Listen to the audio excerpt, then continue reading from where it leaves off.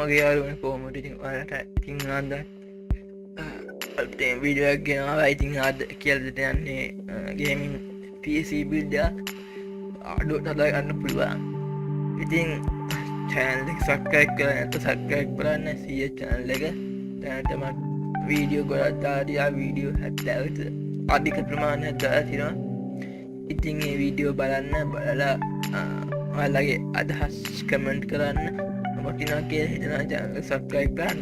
හරි අද කියලා දෙන්නේ රුපියල් 30000ක අඩුවෙන් හදාගන්න පුළුවන් ගේමින් build එකක් ගැන.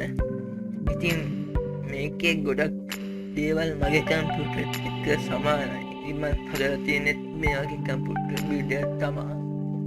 ඉතින් වැඩි කතාවක් යම් වීඩියෝ එකට. ඉතින් මම ඒක තෝරගන්න shop එක තමයි MSK computer shop එක.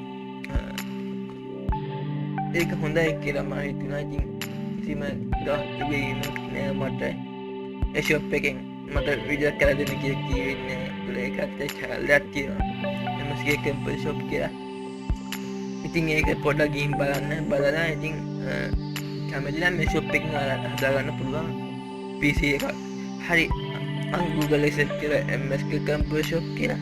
ඉතින් MSK computer shop කියලා search කරපුවම මේ වගේ වෙබ්සයිට් එකක් කියලා. ඉතින් මේකට ගියාට පස්සේ අපිට බලා ගන්න පුළුවන් එකක් තමයි වෙබ්සයිට් එක ඇතුළත තියෙන දේවල් ටික. ඉතින් ගොඩක් තියෙන දේවල් තියෙනවා. ඉතින් මම මේකෙන් තෝරගන්නේ use item කියන එක. use item එකෙන් අපි තෝරගන්න ඕනේ ඉස්සෙල්ලාම තෝරගන්න ඕනේ processor තෝරගන්නදී අපි අද තෝරගන්නේ Core i5 second gen processor එක. Core i5 second gen processor තමයි තෝරගන්න යන්නේ. ඉතින් මම ඒක add කරගන්නම් මේ Gen 6 second gen processor එකේ. highest capacity එක තමයි වෙන්නේ. speed එක gigahertz 3.1ක් තියෙනවා මේ processor එකේ. ඉතින් cache memory MB 6000ක් තියෙනවා. ඉතින් පුරා speed processor එකක් වගේ සුපිරි processor එකක් තමයි මේ processor එකේ. ඉතින් game ගහන්න පුළුවන් හොඳටම මේ processor එකෙන්. හරි ඒකෙන් මාස 6ක warranty එකක් තියෙනවා. ඉතින් මම මේක add කරගන්න quotation එකට.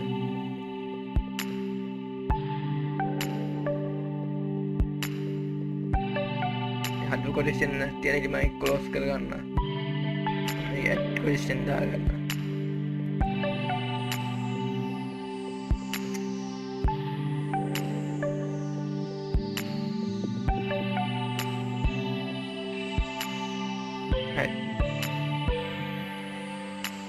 දැන් ඇඩ් කරගන්න පුළුවන්. දැන් අර මම කලින් හදාගත්තු build එකක් තමයි. ඉතින් ඒක ඔයාලා කරන්න කලින් මම මේක හදලා තියෙනවා. හදලා තමයි ඔයාලා මේ වීඩියෝ ගේන්නේ. ඉතින් ඒක හදපු හින්දා තමයි ඒක තිබ්බේ. ඉතින් මම ඒක කොටේෂන් එක දාගන්න. හරි හදස් පන්සියක් වගේ තමයි වෙන්නේ. ඊට පස්සේ මම මේ තෝරගන්න ඕනේ motherboard එක. බොහොම කෙටියෙන් තමයි මම මේක කරන්නේ. මොකද වීඩියෝ එක ඩිස්කස් කරන හින්දා. හරි මම මේක motherboard එක තෝරගන්න item use item එකේ ගිහින් motherboard කියන එක search කරනවා. හරි ඊට පස්සේ motherboard ටික එනවා අපිට පාවිච්චි කරන්න පුළුවන් මේ PC build එකට. ඔයාලට කැමති එකක් දාගන්න පුළුවන් DDR3 මතක තියාගන්න. DDR3 motherboard එක තෝරගන්න. කැමති එකක් කියවල DDR2 motherboard එක තෝරගන්න එපා. මොකද generation 2 කියන එක තමයි මෙන්න මේ motherboard එක වඩාත් හොඳයි. third gen එක support කරනවා, second gen එක support කරනවා. මේ RAM මේ motherboard එකට. ඉතින් මේක මම තෝරගන්න ඕනේ මෙන්න මේ G41 DDR3 motherboard එක තමයි මම මේ තෝරගන්නේ. RAM port එකක් එනවා, VG output එකක් එනවා. ඒ වගේම ආමතර VG card එකක් ගන්නත් පුළුවන් මේ motherboard එකට. ඉතින් මම මේක add කරගන්න add version ගිහින්. හරි ඉතින් මේ motherboard එකයි processor එකයි ඔක්කොටම 9300ක් කරනවා. හරි ඊට පස්සේ මේකට ඇඩ් කරගන්න ඕනේ RAM kit. RAM එක ඇඩ් කරගන්න ඕනේ. RAM එකක් ඇඩ් කරගන්නදී ඔයාලා මට තියාගන්න ඕනේ ඔයාලගේ ගන්න ඔයාලා ගේම් ගහනවා නැත්නම් ඉස්කෝලේ වැඩ කරනවා කියලා. ඉතින් ඉස්කෝලේ වැඩ කරනවා නම් අනිවාර්යෙන් 4GB RAM එකක් ඇති ගේම් ගහනවා අනිවාර්යෙන් 8GB දාගන්න. හරි ඉතින් මම මේකට 4GB RAM kit එකක් ඇඩ් කරගන්න ඕනේ. මේකට මේ විදිහට ගිහින් DDR3 4GB RAM kit දෙක තමම ඇඩ් කරගන්නේ. හරි මෙන්න මේ RAM kit එක තමම ඇඩ් කරගන්නේ DDR3 4GB RAM kit දෙකක් ඇඩ් කරගන්නවා. එකක් වෙලා 3350 කියලා. ඉතින් මම මේක ඇඩ් කරගන්නවා. මොකද මම මේ වීඩියෝ කැඩියෙන් කරන්න හිතුවේ කට්ටිය කියන වීඩියෝ දිගයි කියලා. ඉතින් තේරෙන භාෂාවෙන් තමයි මේ කරන්නේ. වඩා සරල විදිහට. ඉතින් මේ වගේ ගොඩක් දේවල් තියෙනවා ඉගෙන ගන්න. ඒ දේවල් අනිවාර්යෙන් ඉස්සරහ වීඩියෝ එකදී මගේ කියලා දෙනවා. මේ පෝස්ට් එකේ කැෂ් මෙවරි කියන්නේ මොකද්ද? මඩ බෝඩ් එකක් තෝරගන්න අපිට මොනවද තියෙන බලන්න ඕන දේවල්, RAM එක තෝරගද්දි මොනවද බලන්න ඕන දේවල්, ඒ පිළිබඳ මම ඉදිරි වීඩියෝ එකදී කියලා දෙනවා එකින් එක. ඉතින් අද මේ කියලා දෙන්නේ PCB එකක් හදාගන්න කොහොමද කියලා. ඒ කියන්නේ අදහසක් නැති කට්ටියන්ට. ඒ කියන්නේ තමන්ගේ PC එක හදාගන්න අදහසක් නැති කට්ටියන්ට රුපියල් 30000ක් වගේ අතේ තියාගෙන බලන් ඉන්න කට්ටියන් තමයි මම අද කියලා දෙන්නේ. කියලා දෙන්නේ මේක හදාගන්න පුළුවන් හොඳම එක පිළිබඳව. දැනට 6000 දැනට වෙනවා අපිට ඔක්කොම RAM එක ඇඩ් කරපුවාම 16ක් වෙනවා. ඉතින් ඒ හින්දා අපි තම මේක ඇඩ් කරගන්න ඕනේ. hard disk එකක් නම් අනිවාර්යෙන් 1TB යන්න. hard disk එක ඇඩ් කරගන්න අනිවාර්යෙන් යන්න ඕනේ 1TB hard disk එකක් විදිහට.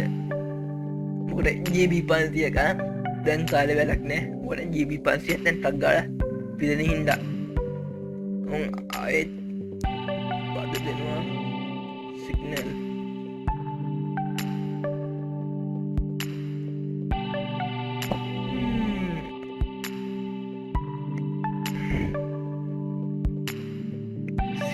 ප්‍රශ්නයක් තියෙනවා, පොඩි අවුලක් තියෙනවා, ගණන් ගන්න එපා.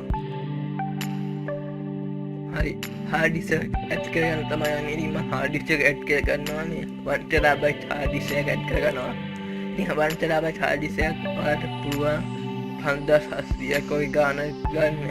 නැත්තම් ඔයාලට පුළුවන් GB 250 නැත්තම් GB 320 වගේ නැත්තම් GB 500ක් ඇඩ් කරගන්න පුළුවන්. 500ක් ඇඩ් කරගන්න පුළුවන් ඔයාලට. ඊට වඩා 1TB hard disk එක ගන්න එක ඔයාලට ඇඟට ගුණයි කියලා මම හිතනවා. මොකද මේක අපි දාගන්න ගේම් දැන් GB 20 වගේ ලොකු ගානක් ඉවර හින්දා. ඉතින් මම මේක ඇඩ් කරගන්නවා 5700ක් වගේ තමයි වෙන්නේ. ඉතින් 5700ක් මම ඇඩ් කරගන්නවා මේ කොටේෂන් එකට. හරි ඊට පස්සේ ඔක්කොම 21700ක්. ඉතින් 21700 ඇඩ් කරගත්තට පස්සේ අපි යනවා power supply එක ඇඩ් කරගන්න. power supply එක අනිවාර්යෙන් වොට් 500ක් වත් දාගන්න ඕනේ ඔයාලට. ඉතින් වොට් 500ක power supply එක ඇඩ් කරගන්න. මේක power supply එකට ගියාම පස්සේ වොට් 500ක power supply එක අනිවාර්යෙන් දාගන්න. ඉතින් 2000ක් වගේ තමයි වෙන්නේ වොට් 500 power supply එක. මාස 6ක warranty එකක් තියෙනවා. ඉතින් මම ඒක ඇඩ් කරගන්න. වොට් 500ක power supply එක ඇඩ් කරගත්තා පස්සේ 23700ක් වෙනවා. ඊට පස්සේ අපි මේක ඇඩ් කරගන්න ඕනේ.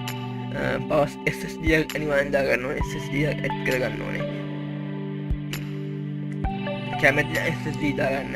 නැත්නම් ඔයාලට hard disk එක පාවිච්චි කරන්න පුළුවන්. ඉතින් මම මේකට VG card එක ඇඩ් කරගන්නවා. VG card එක ඇඩ් කරගන්න ඕනේ. මම බලනවා VG card ගියාපම දැනට තියෙන VG card මොනවද කියලා බලමු. හරි. ඉතින් දැනට තියෙන VG card පාවිච්චි කරපුවාගෙන් තියෙනවා 1GB card එකක් තියෙනවා. 1GB card එකක් තියෙනවා 560. GeForce GTX 560 1GB card එක තියෙනවා. ඉතින් ඔක්කොම තියෙනවා. ඉතින් මේකේ 2GB card එකක් තියෙනවා 10500යි. ඉතින් මෙන්න මේ card එක GT1G මේ කාඩ් එක දාන්න එපා. මොකද GT කියන කාඩ් එක නිකන් normal කාඩ් එක තමයි තියෙන ගේම් ගහන්න ටිකක් අමාරු කාඩ් එකක් තමයි මේ VG කාඩ් එක 1GB මේ විදිහට තිබ්බට. ඉතින් මම මේක පාවිච්චි කරන්නේ මෙන්න මේ කාඩ් එක.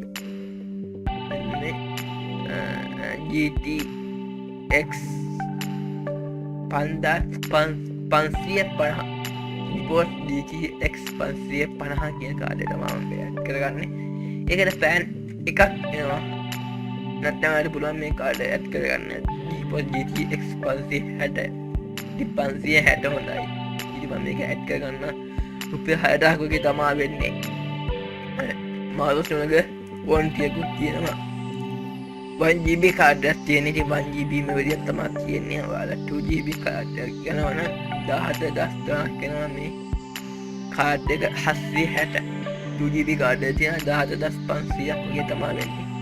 ඉතින් ඔයාලට කැමතියක් තෝරගන්න පුළුවන් මේකෙන්. මම මේ තෝරගන්නේ low budget ඉන්න මේ 6,000ක් තෝරගන්නවා 1GB කාඩ් එක 560. හරි.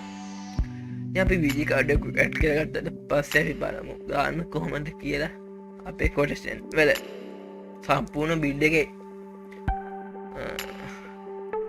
සිග්නල් තමයි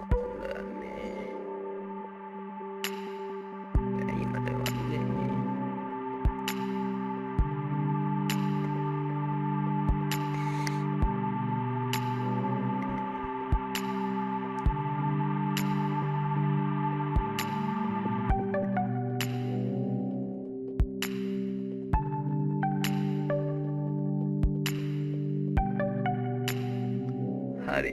ඉතින් මම මේ ඇඩ් කරගත්තට පස්සේ ඔයාලා ගාන පෙන්නන්නම්. සිග්නල් ආවට පස්සේ සිග්නල් ආවද බලමු.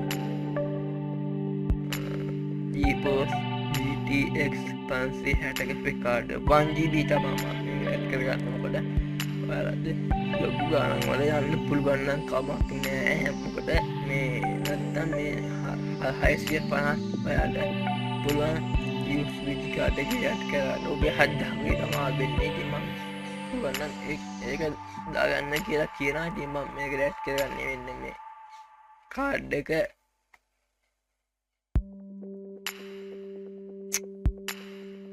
අයියෝ සිග්නල් මොකද